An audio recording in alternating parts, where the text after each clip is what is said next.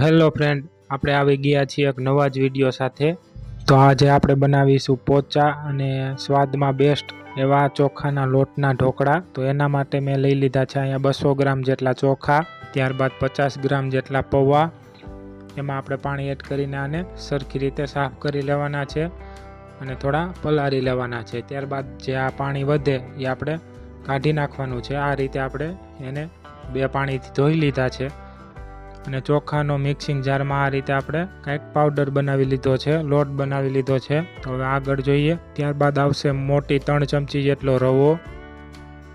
તો હવે અહીંયા આપણે એક મિક્સિંગ જાર લઈ લીધી છે, એમાં આપણે એડ કરીશું પૌવા।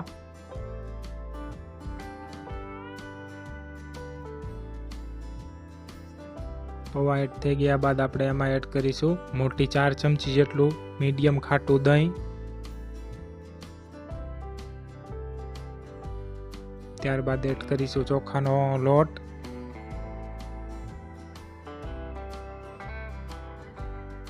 અને આને ગ્રાઇન્ડ કરી લેવાનું છે।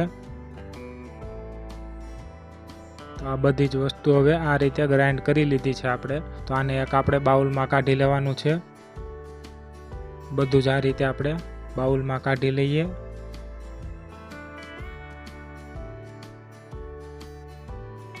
અને આ રીતે આપણે બધું જ કંઈક બાઉલમાં કાઢી લીધું છે અને થોડુંક પાણી એડ કરી દીધું છે। તો હવે એને આપણે સરખુંથી આ રીતે મિક્સ કરી લેવાનું છે। 2 થી 3 મિનિટ આ રીતે હલાવી લેવાનું છે।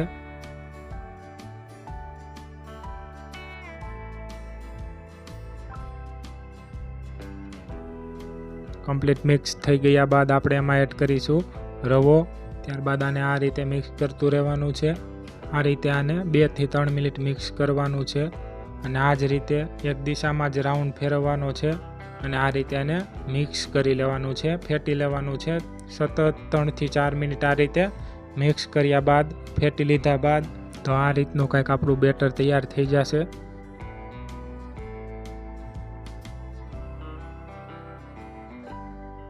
તો આને આ રીતે ઢાંકી અને 10 થી 15 મિનિટ રેસ્ટ આપી દેવાનો છે। હવે આપણે આગળની પ્રોસેસ કરીએ। તો લીલી ધાણા ભાજી આ રીતે કટિંગ કરી લીધી છે। 3 નંગ તીખા મરચાં આ રીતે કટિંગ કરી લીધા છે। ત્યારબાદ 5 થી 7 નંગ મીડિયમ તીખા મરચાં આ રીતે કટિંગ કરી લીધા છે। ત્યારબાદ 1 ઇંચ જેટલો આદુનો ટુકડો આ રીતે આપણે ખમણી લીધો હતો। 1 ફાડું લીંબુનો રસ અને 1 પડીકી ઈનોની લઈ લેવાની છે। જે નોર્મલ ફ્લેવર વગરનો આવે તે ફ્લેવર વગરના ઈનોની પડીકી આમાં આપણે યુઝ કરી છે। તો આ રીતનું કંઈક એની વસ્તુ એમાં એડ કરવાની આવશે। તો હવે 10 થી 15 મિનિટ થઈ ગઈ છે। તો બેટર આપણું કમ્પ્લીટ હવે થઈ ગયું છે। તો હવે આપણે એમાં બીજી વસ્તુ એડ કરી દઈએ। તો આમાં એડ કરીશું મરચાં। ત્યારબાદ આદુ એડ કરીશું। ત્યારબાદ થોડા ખાટા મીઠા સ્વાદ માટે મેં અહીંયા 1 ચમચી જેટલી ખાંડ યુઝ કરી છે। જો તમારે એડ કરવી હોય તો કરી શકો છો, નકર આને સ્કીપ પણ કરી શકો છો। તો આને આ રીતે મિક્સ કરી લઈએ બધું।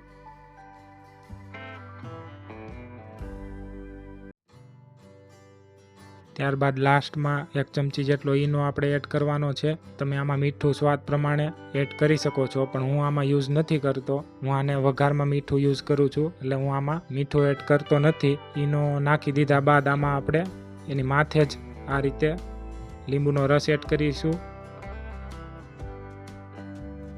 ઈનોની માથે લીંબુનો રસ એડ કરવાથી આ રીતના બબલ્સ થશે અને આ રીતનું કંઈક બેટર આપણું ફૂલાવા લાગશે।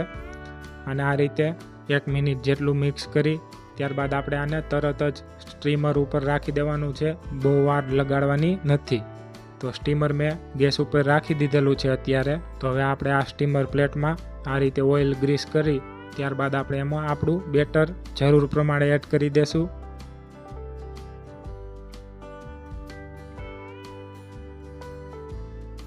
તો આ સ્ટીમર આપણું પાણી પણ અંદર ગરમ થઈ ગયું છે। તો આ સ્ટીમરમાં હવે આપણી પ્લેટ આપણે રાખી દઈએ અને આને 1 મિનિટ સુધી આ રીતે કવર કરી દઈએ, બંધ કરી દઈએ।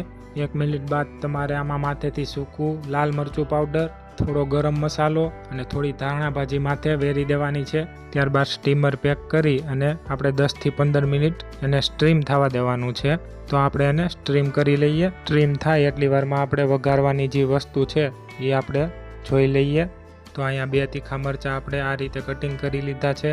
ત્યારબાદ 1 ચમચી આખું જીરું, સમારેલા ધાણા ભાજી, 1 મોટી ચમચી ખાંડ,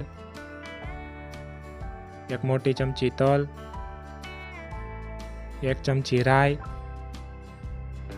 અને લીમડાના પાન આ રીતે આપણે લઈ લીધા છે. તો હવે 10 થી 15 મિનિટ જેવું થઈ ગયું છે. તો આને આપણે સ્ટ્રીમ થયું કે નહીં આ રીતે આપણે એને ચેક કરી લઈએ. તો આ રીતે અંદર આપણે ચેક કરવાનું છે. જો હજી સરખું સ્ટ્રીમ નહીં થયું હોય તો આ ચાકામાં બેટર ચોટશે.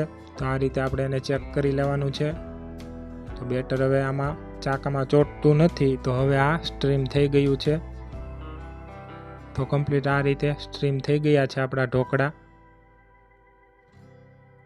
તો હવે એને આપણે આગળ ચાકા વડે કટ લગાવવાની છે. તો આ રીતે ધીમે ધીમે આપણે ચાકા વડે કટ લગાવી દેશું. તમે જેવડા પીસ રાખવા માંગો છો એ રીતે નાના મોટી કટ લગાવી દેવાની અને આ રીતે આપણે કટ લગાવી દઈએ.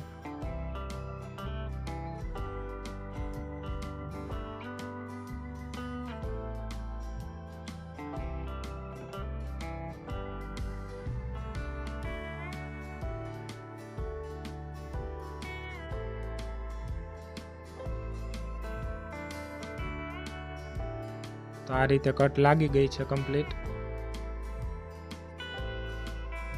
આ રીતે સરસ ઢોકળા આપણા નીકળી જાય છે. તો કમ્પ્લીટ છે આપણા ઢોકળા. આ રીતે કંઈક આપણા ઢોકળા બની ગયા છે. તો હવે આપણે આમાં વઘાર લગાવવાનો છે. તો એક પેન આપણે ગરમ થવા રાખી દીધી છે. તો એમાં આપણે 2 મોટી ચમચી જેટલું તેલ એડ કરીશું.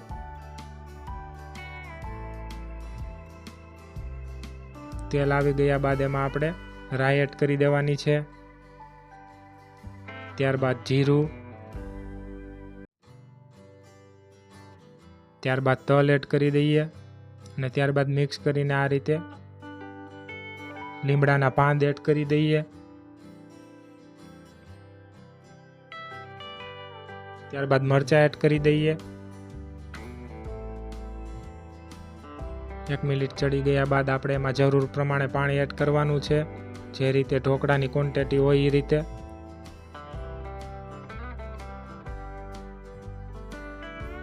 અને મીઠાશ પ્રમાણે આપણે એમાં ખાંડ એડ કરી દેવાની છે અને સ્વાદ અનુસાર મીઠું એડ કરી દેવાનું છે. તો આપણો વઘાર હવે થઈ ગયો છે. તો હવે આપણે એને ઢોકળાની ઉપર એડ કરીશું. તો આ રીતે આપણે જે વઘારેલું પાણી હતું એને આ રીતે આપણે ઢોકળા ઉપર એડ કરી દેવાનું છે બધું. તો કમ્પ્લીટ પાણી આ રીતે બધું જ વઘારનું એડ કર્યા બાદ પોચા અને સ્વાદમાં બેસ્ટ એવા આપણા ઢોકળા તૈયાર થઈ ગયા છે ચોખાના લોટના. અને બહુ જ સરળતાથી બની જાય છે ફ્રેન્ડ. તો આને એકવાર ટ્રાય કરજો અને સ્વાદમાં પણ બહુ સારા લાગે છે. તો આ રેસીપી તમને કેવી લાગી એ કમેન્ટ બોક્સમાં જરૂરથી લખી દેજો. અને આવા જ અવનવા વિડીયો જોવા માટે આ ચેનલને લાઇક, શેર અને સબસ્ક્રાઈબ કરી દો. અને આ ચેનલ નવી છે તો આને સપોર્ટ પણ કરજો. તો ફરી મળીએ આવા જ કોઈ નવા વિડીયો સાથે. ત્યાં સુધી જય માતાજી.